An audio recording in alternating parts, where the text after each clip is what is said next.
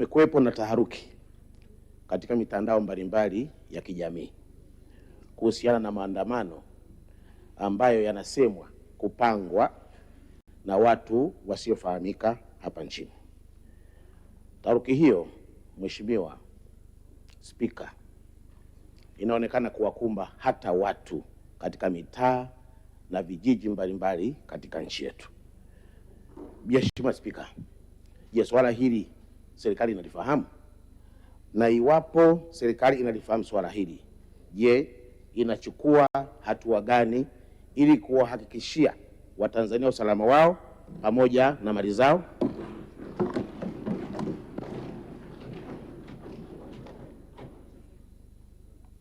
Mheshimiwa Waziri wa Mambo ya Ndani huyu. Waziri wa Mambo ya Ndani, mwongozi nakupa wewe. Kwa sababu ya taharuki hizi ambazo zimekuwa zikionyesha endelea, nitatumia fursa hii pia Mheshimiwa Spika, kwa sababu tumekuwa tukisikia majibizano ya hapa na pale kupitia Wizara ya Mambo ya Ndani ambayo ni custodian wa peace, order and tranquility, kupitia Wizara ya Mambo ya Ndani ambayo tumepewa instrument na dhamana ya kusimamia amani, ulinzi na usalama, na kwa sababu uchochezi wa mambo haya umeonekana zaidi kwenye maeneo ya kisiasa, Mheshimiwa Spika, kupitia bunge lako tukufu, na mwelekeza IGP Wambura asitoe vibali kwa kazi zozote zitakazokuwa zinahusiana na kufanya mikutano ya hadhara katika kipindi hiki kwa chama chochote, iwe Chama cha Mapinduzi, iwe chama chochote kile. Kwa kipindi hiki ni vizuri turudi katika kuwaruhusu wananchi wajenge uchumi wa nchi yao. Ni katika kipindi ambacho tunahitaji kufanya kazi kwa ajili ya kuhakikisha kila Mtanzania, wafanyabiashara, wawekezaji wanafanya kazi yao kwa amani na utulivu. Nafanya hivi Mheshimiwa Spika kwa sababu katika mazingira haya tutakapokuwa tunawatafuta wahalifu, ni ngumu kuchambua wahalifu kwenye mkusanyiko ya watu wengi. Kwa hiyo ni vizuri tujue hata kama hali itaendelea kuwa na matishio haya, kwa sababu wapo ambao wametishia Mheshimiwa Spika, na tumewakamata wengine wana madumu ya petroli, tumewakamata wengine wana silaha, tumewakamata wengine, wapo ambao wanapanga mikakati ya uhalifu. Sasa tukienda kwa hatua hii, tumeendelea kuzuia hata pale Dar es Salaam, Oysterbay na Masaki, baa ambazo hazijafuata utaratibu tunazizuia kwa kipindi hiki zisifanye kazi kwa kufuata sheria ya mazingira ambayo sisi pia ni custodian wa kusimamia enforcement ya sheria. Maeneo yote katika kipindi cha usiku ambayo yana matishio ya usalama, uchunguzi ukifanyika na ikaonekana kuna tension za kiusalama, naagiza kupitia jeshi la polisi, IGP Wambura na MRPC wote na kamati za usalama, msisite kuwafungia katika kipindi hiki, kwa sababu tunahitaji amani na utulivu wa nchi yetu. Mheshimiwa Spika, pia katika eneo jingine, kwa waheshimiwa wakuu wa mikoa na wakuu wa wilaya, kwa sababu wanabeba dhamana ya kuwa wakuu wa kamati za ulinzi na usalama, niombe sana, lakini pia niwaagize kupitia nafasi ya Amiri Jeshi Mkuu ambao wao wanafanya kazi chini yake kuhakikisha kuna amani na utulivu kwenye maeneo yake, waanze sasa kutengeneza zile timu, na wanajua namna ya kuratibu. Mengine hatutayasema hapa Mheshimiwa Spika, lakini wanajua uratibu na utaratibu wa siri wa kutafuta wahalifu. Lakini pia nitumie fursa hii, wamiliki wa hoteli zote, Airbnb, guest houses na lodge nchini kuanza kusajili kila anayeingia mle ndani kwa kutumia vitambulisho vya NIDA. Wageni wote wanaoingia kwenye miji wajisajili. Wanapoenda kwenye hoteli yako au lodge tukakuta kuna watu wameingia hawana vitambulisho, hawaeleweki walikotoka, tutachukua hatua dhidi ya mmiliki pamoja na mhudumu. Mheshimiwa Spika, yapo mengine ambayo ni ya ndani sana ya kimedani, siwezi kuyazungumza kwenye hatua hii, lakini kwa sasa itoshe kusema nchi yetu iko salama, tutaendelea kuilinda, amani na utulivu utaendelea kutamalaki katika taifa letu, na hakuna mtu mwingine yoyote kwa mujibu wa sheria tulizonazo atatupangia namna ya kusimamia usalama wa nchi yetu, taifa letu na rasilimali za nchi yetu. Mheshimiwa Spika, baada ya kusema hayo, naomba nikushukuru sana. Sisi tukitoka hapa tunaenda kufanya kazi hii ili kuhakikisha Watanzania wanakuwa salama, mali zao zinakuwa salama, na uwekezaji wa taifa letu unakuwa salama, wawekezaji wanakuwa salama, na vital installation zote, maeneo muhimu ya utoaji huduma za jamii yanakuwa salama. Hakuna hospitali itafungwa, hakuna soko litafungwa, hakuna kibanda chochote cha biashara kitafungwa. Watu watakuwa salama, Mheshimiwa Spika. Asante sana Mheshimiwa Spika.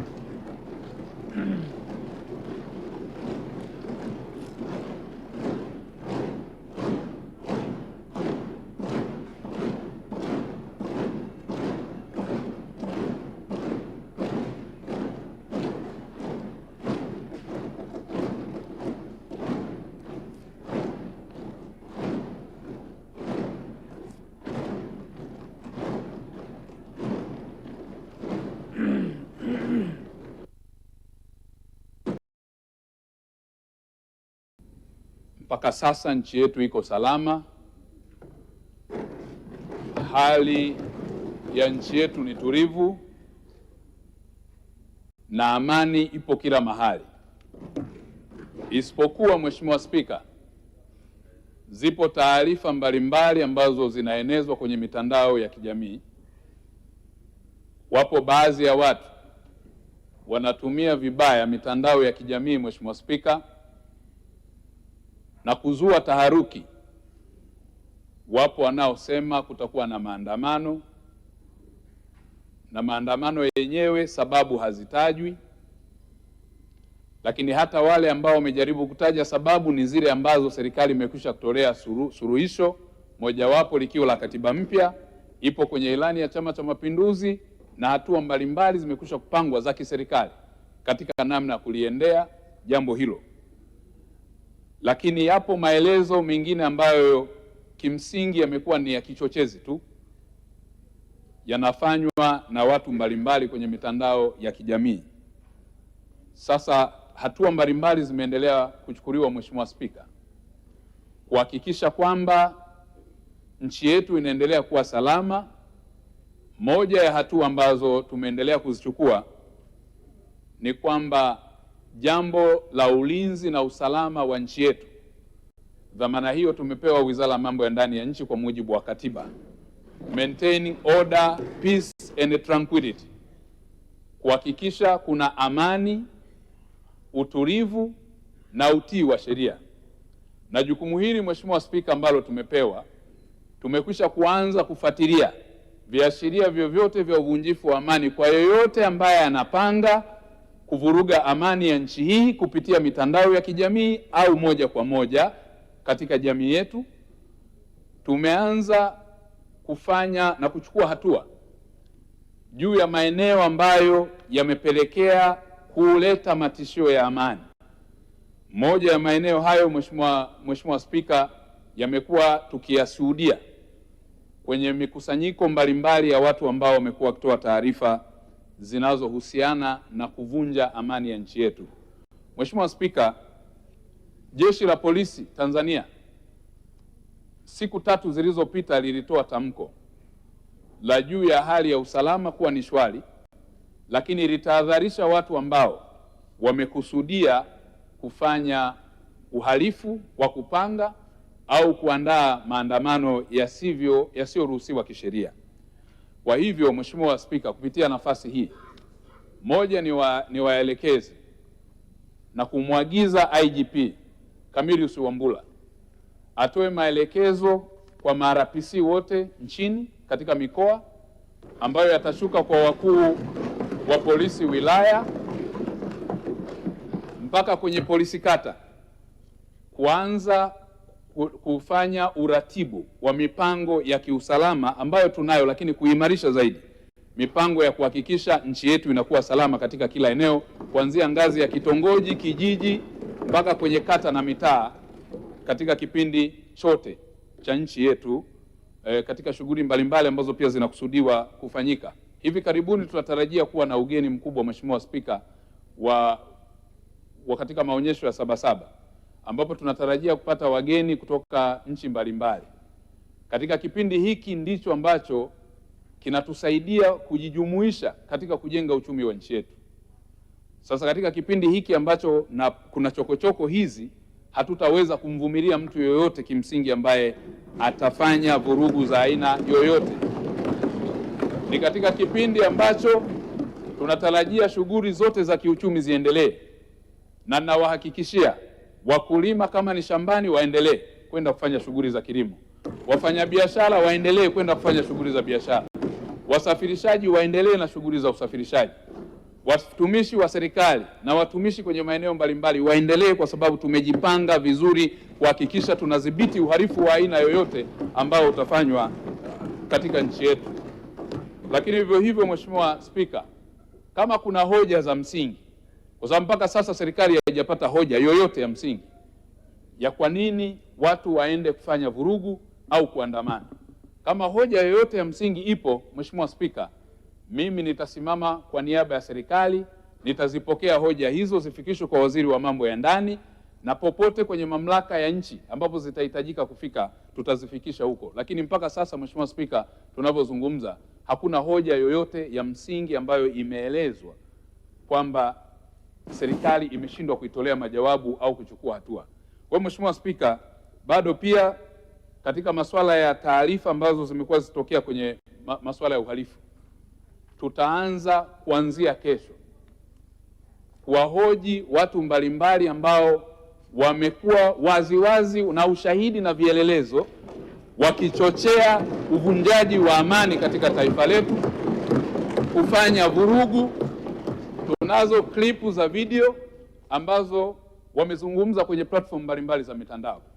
Tunao ushahidi ambao tumeukusanya wa watu, primary evidence za eyewitness na wale waliosikia zipo, na tuna huo ushahidi. Mheshimiwa Spika, kuanzia kesho na muagiza IGP Wambura tuanze kuwaita hao watu na kuwahoji, na wale ambao vielelezo na ushahidi wao uko dhahiri tutawafikisha mahakamani. Mheshimiwa Spika, kwa hiyo hatutamfumbia macho mtu wa aina yoyote. Wapo wengine ambao wanafadhili uhalifu. Mheshimiwa Spika, hatuko tayari kurudi tena kwenye mambo ambayo yametweza na kuharibu rasilimali za nchi yetu.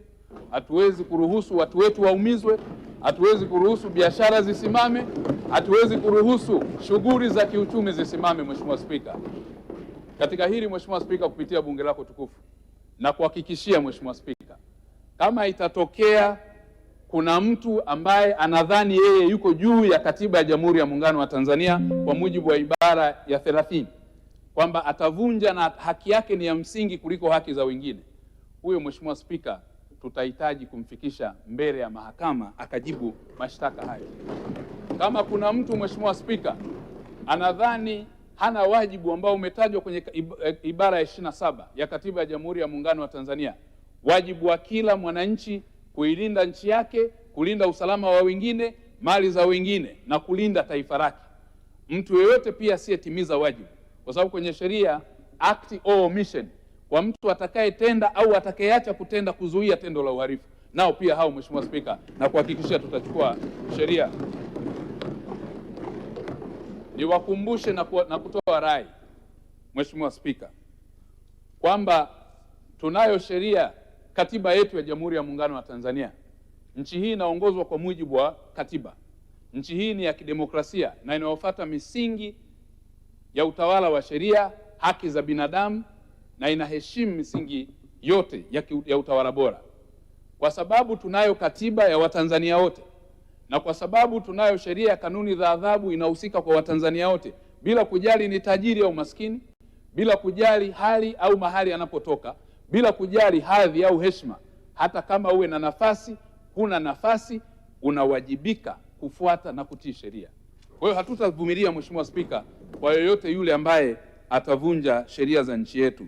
Mheshimiwa Spika, pia asante sana Mheshimiwa Naibu Spika, pamoja na majibu mazuri sana ya naibu waziri wangu Mheshimiwa Engineer Mary Priska Mahundi, nimeguswa na hoja hii na napenda niseme kwamba wazazi wote wa nchi hii ambao mmejaliwa matumbo yenu kubeba watoto mkawaleta duniani, mjue hiyo ni baraka. Pamoja na matatizo yote yanayoweza yakampata binadamu, akawa na hasira, asifikie na wakati wa kumtelekeza mtoto ustawi wa jamii, tunapokea watoto wote ambao wanaonekana wana mazingira magumu kwenye kipindi fulani, kisha tunawatunza wasiende mtaani, tunarudi kwa wazazi, tunaangalia kitu gani kinaendelea, tunarekebisha, wakipatana waje wamchukue mtoto wao, kwa sababu bila hivyo akiingia mtaani kwenda kumchukua ni gharama, lakini gharama kubwa anakuwa ameshabadilishwa akili yake na madhira mengi ameshampata. Hivyo niombe kupitia swali hili na majibu mazuri ya naibu waziri, wazazi, shida zote zikiwapata mkavurugana, mtoto ni wa thamani kama dhahabu. Kama dhahabu usingeweza ukaiacha mtaani kisa umegombana na mume wako na mke wako, ungeiweka mahala salama ukijua itakusaidia. Tuletee hiyo dhahabu ya mtoto, tumweke mahala salama, akili zikiwarejea mtachukua thamani yenu muendelee nayo. Mheshimiwa Shadia Omar, swala nyongeza.